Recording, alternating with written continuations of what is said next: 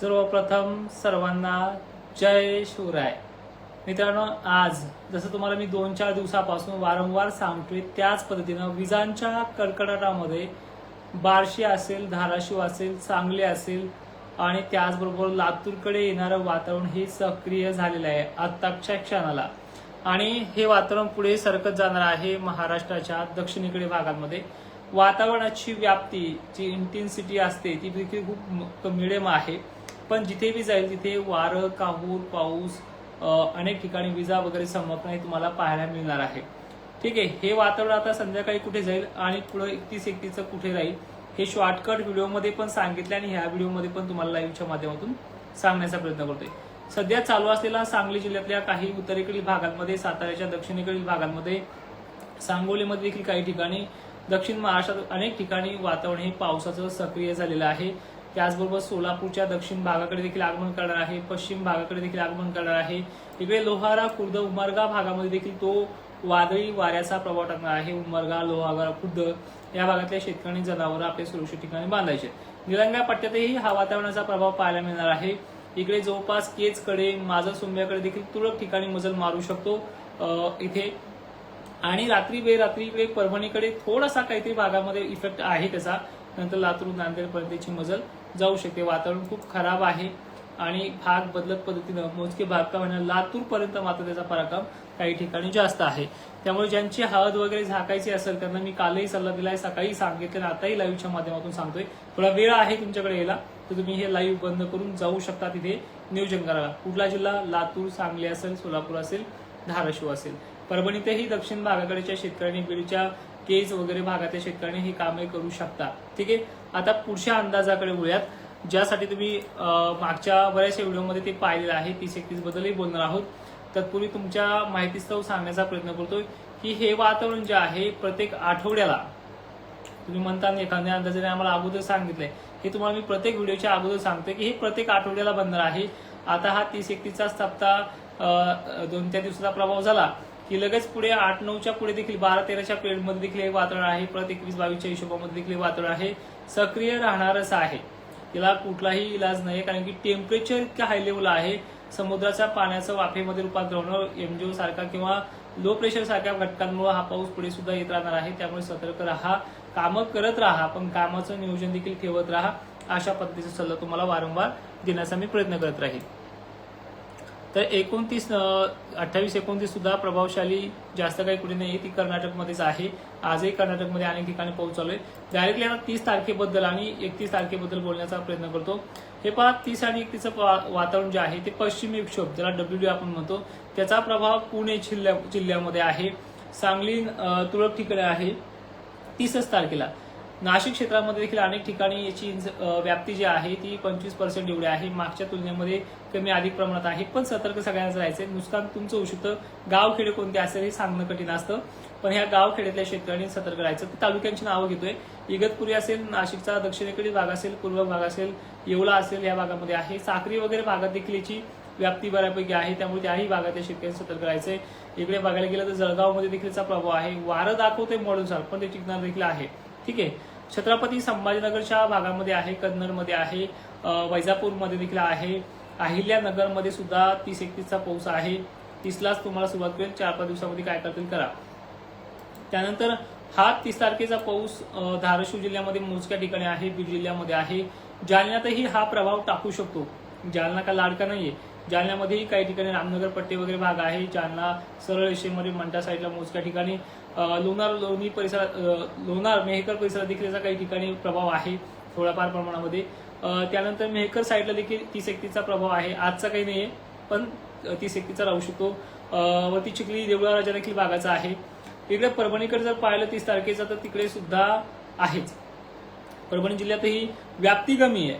हे बघा, सगळीकडे पडणार नाही, पण व्याप्ती कमी आहे, पण तिथे आहे. आणि आज जे चालू आहे नक्कीच गौतम पानरे सर, मी कालही सांगितलं तुम्हाला, 24 आणि 25 बद्दल कोणीच बोलत नव्हतं, हे तुम्हालाही मान्य करावं लागणार आहे. तर ते चालू आहे तुमच्या भागामध्ये. सतर्क राहा, वारं त्याच्यामध्ये खूप आहे. तर 31 तारखेचा जो पाऊस आहे परभणी, नांदेड, लातूर, बीड जिल्हा, जालना आहे. एकंदरीत थोडक्यात जर सांगायचं झालं ना, पश्चिम महाराष्ट्रात मोजका भाग आणि मराठवाड्यात मोजका भाग, वातावरण सगळीकडे बनणार आहे, पण पडणार मात्र ठिकठिकाणी अशा पद्धती आहे. तुमचं आता महत्वाचं काय, कांदा काढणं चालू असेल आणि हळद चालू असेल, याचं नुकसान होऊ नये म्हणून तुम्ही आता हे 2-4 दिवसात काय नियोजन लावता हे तुमच्या पद्धतीनं लावा. आता महत्वाच्या म्हणजे कमेंट्स अशा आहेत तुमच्या, त्या पण घ्यायला सुरुवात करूया. 30 तारखेचं अकोला, अमरावती, नागपूर, चंद्रपूर जो काही खालचा भाग आहे याची व्याप्ती पहिल्या वेळेसही कमी होती, ह्याही वेळेस कमी मॉडेलनुसार दिसते आहे. त्यामुळे धाक तुम्हाला तर मी कोणाला सांगत नाही धाकामध्ये राहा, पण तुम्हाला सतर्क राहावं लागणार आहे. कोणती वेळ कशी येईल हे सांगणं कठीण आहे. ठीक आहे, प्रत्येकाच्या कमेंट घेणं देखील शक्य नाही, पण प्रयत्न करतोय. लातूर जिल्हा सुद्धा 30 तारखेला भरपूर आहे, चंद्रपूर देखील आहे. 31 तारीख खूप महत्वाची राहणार आहे. 31 तारखेला देखील लक्षपूर्वक आहे का. 31 तारखेला आहे नागपूर आहे. नागपूरला पहिला दिवस 30 तारखेला व्याप्ती कमी होती, पण 31 तारखेला नागपूर परिसर, हिंगणघाट परिसर, भंडारा परिसर, चंद्रपूर परिसर, यवतमाळ परिसर आपल्याला येणार नाही या भ्रमात राहू नका. मोजके भाग देईल पण भयानक परिस्थिती. तर चंद्रपूर आहे, नांदेड परिसर आहे, अशी परिस्थिती आहे. तर तुमच्या काही कमेंट त्याबद्दल बोलूयात. कमेंट करा. एक शॉर्टकट व्हिडिओ तुम्हाला देईलच मी, काळजी करू नका. जेवढ्या कमेंट घेतील तेवढ्या. हे बघा, तालुका व्याप्ती 5% 10% आहे नेवाशामध्ये. वाशिमला सुद्धा पुढचा पाऊस मोजक्या प्रमाणात राहू शकतो. मागच्या वेळेस जसं झालंय तशाच पद्धतीनं, काय मोठी व्याप्ती नाहीये, पण जिथे पडेल तिथे नुकसान करणारी पद्धतीची आहे. सध्या जर आपण पाहिलं ना की खूप परेशान चालू आहे. लातूर जिल्ह्यामध्ये पाऊस येऊन पोहोचतोयच आता काही 2 तासामध्ये. तर तो अंबाजोगाई मार्गे, केज मार्गे तिकडे येतोय. आता सुद्धा पाऊस चालू असलेला. सध्या धाराशिवमध्ये चालू आहे, विजांचा लखलखाट चालू आहे. अनेक ठिकाणी हा पाऊस चालू आहे. अजून काही धाराशिवचा भाग त्याने गेला बाकी आहे. आणि व्याप्ती 25% आहे. काही भागात तो 75% भागात सोडणार, नुसतं गारवून वाळवून जाईल निघून. सोलापूरला सुद्धा आहे. आयल्यानगरच्या रोहिलागड जामखेड परिसर म्हणताय का. ठीक आहे, तर तुमच्या भागात पुढचा जो पाऊस आहे सर्वदूर नाही आहे. ठीक आहे, ऍप्लिकेशनचा लाईव्ह पण घेणार मी, हा लाईव्ह लगेच आटोपता घेतोय. निलंगा वातावरण आहे दादा, आज पण वातावरण निलंगा तालुक्यामध्ये मोहोर, साळुंकेसर काही ठिकाणी पडेल, काही ठिकाणी पडणार नाही. पण 2 दिवस तुम्ही शेतमाल थोडासा सुरक्षित ठिकाणी चालवायचा प्रयत्न करा. बीड, गेवराई आज काही नाहीये. पुढचा 30-31 तुमच्या भागामध्ये मागच्या वेळेसारखा आहे. युट्यूबच्या कमेंटला काय झालंय.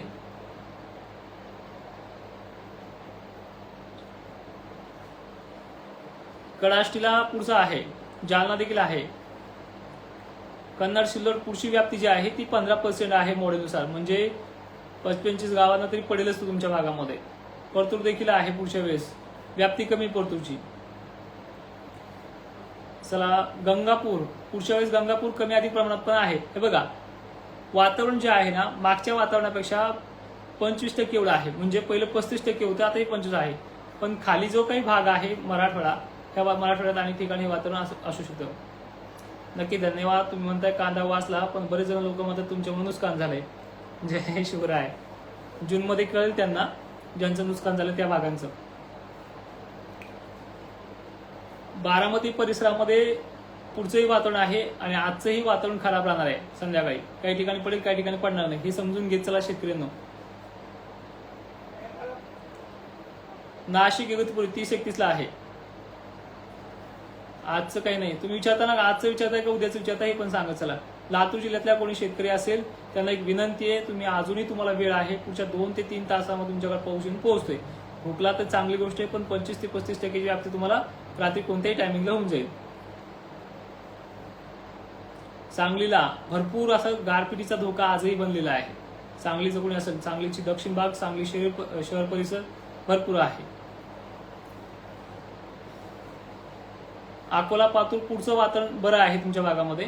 सर्वदूर व्याप्ती नाही. मगाशी एक तुमच्या भागातला मला तुमच्या भरोशाच्यावरच भिजली नाही. आणि व्याप्ती किती सांगतोय ते पण ऐकत चला. 65-75% भागाला धोकाच नाही. होईल दादा. जिथे जिथे गरमी असेल ना दक्षिण महाराष्ट्रात, तिथे आज पाऊस होणार आहे. गारपिटीचा विषय कमकुवत आहे तुमच्या अहिल्यानगरला, पण गरमीच्या लेवलचा डिपेंड जर पाहिलं गारपीट तिथे होतेच. बदनापूर तालुक्यात पुढचा पाऊस राहू शकतो थोडाफार प्रमाणामध्ये. घेतोय कमेंट मी अजून बऱ्याच जणांच्या. पुणे जिल्हा खेड आज तुरळक ठिकाणी पाऊस पडू शकतो. 26-27 विचारताय तर एकच मिनिट. सगळ्यांच्या कमेंट घेणं खरं तर शक्य नाहीये, पण प्रयत्न मात्र करत राहीन. 27 ला एवढं काही नाही तुमच्या भागात. तुम्हाला 30-31 ला सतर्क लागणार आहे. श्री अनंतपाळ पहाटेपर्यंत का होईना शितोडी तुमच्या भागामध्ये काही प्रमाणात का होईना श्री अनंतपाळ परिसरामध्ये वातावरण बारशी मागे निघले आणि 28 पासून वारे सुटतील. पश्चिमेकडनं पूर्ण बाष्प महाराष्ट्रात आणतील आणि 29-30 पासून वातावरण ऍक्टिव्ह होऊन जाईल. माळशिरस मध्ये आज आहे काही ठिकाणी. सुनील सर,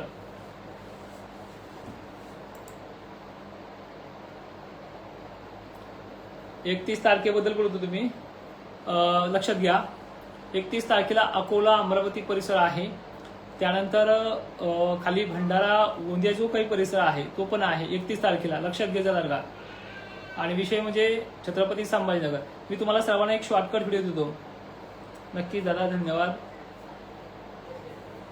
आणि एक विनंती आहे सर्वांना, महाराष्ट्रातील सर्व शेतकऱ्यांना, पेरणीच्या काळामध्ये माझे कदाचित सोशल मीडियावरती व्हिडिओ येणार नाही. ते सगळे व्हिडिओ ऍप्लिकेशनवर राहू शकतात, कारण की अजूनही बऱ्याच जणांच्या नोटिसा येऊन पोहोचतात आमच्या ऑफिसमध्ये. त्यामुळे शक्यतो ती गोष्ट आम्हाला त्यांनी सुद्धा करायला सांगितली, अजूनही करतोय. जेवढं सोशल मीडियावर तुम्हाला देता येईल तेवढं देण्याचा प्रयत्न करतोय. करमाळा सोलापूर दादा, आजही थोडाफार पाऊस तुमच्या भागामध्ये आहे. विजा वगैरे चमकताना दिसत असेल तुमच्या परिसरामध्ये मोजकेने. सगळ्यांचे डोईफोडे पुस्तक मॅसेज घेणं शक्य नाही. तोच मॅसेज जर चांगला टाकला असता तर घेता आला असता. अजून बीड माजलगाव तालुक्यामध्ये हे बघा, दक्षिण साईडला विजा वगैरे चमकतील, पाऊस त्या साईडने येईल. पुढचा पाऊस तुम्हाला आहे 30-31चा. 31 बद्दल सांगायचं तर नांदेड, चंद्रपूर, नागपूर, परभणी, हिंगोली, वाशिम या तिन्ही भागांनी मराठवाड्यातनी देखील सतर्क राहायचंय. हळद असेल तर उकडून घ्या, वाळत तोपर्यंत कस तरी 4-5 दिवसात कोरडी पडते, नंतर गोळा करायला देखील सोपी जाते. पण लांबच जाऊ नका, कारण की पुढे लांबाल तर पुढे सुद्धा 8-9 तारखेला आहे, परत 12-13ला आहे, 19-20ला पण आहे. असे टप्पे बनतात. कोणता टप्पा कोणत्या भागात जाईल हे सांगणं कठीण आहे, पण बनणार मात्र नक्की आहे. जसं आता तुम्हाला सांगितलं की हा टप्पा पुढचा दक्षिण भागामध्ये बनतोय. नंतर आता 31-31चा बनायला लागला, तो देखील नाशिक मार्ग येते. वाशिम सुद्धा आहे पुढचा पाऊस. धारूरला आज तुरळक ठिकाणी, निलंगा, औसा आजच पाऊस आहे तुमच्याकडे पंडित सर. काही ठिकाणी पडेल, काही ठिकाणी सोडून देईल. व्याप्तीकडे देखील लक्ष ठेवत चला. शक्यता पुढच्या वेळेस आहे. माढा सोलापूर आज काही ठिकाणी चालू होईल, काही ठिकाणी नंतर पडणार आहे. जवळपास व्याप्तीचा विषय भरपूर आहे. मला दिशा सांगत चला, सांगलीपासून कोणत्या अंदाजावरती. ठीक आहे, सोलापूरची व्याप्ती वाढली आहे, गरमीची लेवल वाढल्यामुळे इथे पाऊस पुन्हा वाढलेला आहे. सांगली देखील गारपीट होऊ शकते काही ठिकाणी पुढच्या 2 तासामध्ये. सोलापूरला देखील वादळी वारा आहे. लातूरकडे वातावरण मोठ्या संख्येने येते आहे. ठीक आहे, चालेल. मी सर्वांना एक विनंती करतो, एक व्हिडिओ टाकतो, तुम्हाला व्हिडिओमध्ये सगळं समजून जाईल. जय शिवराय, धन्यवाद.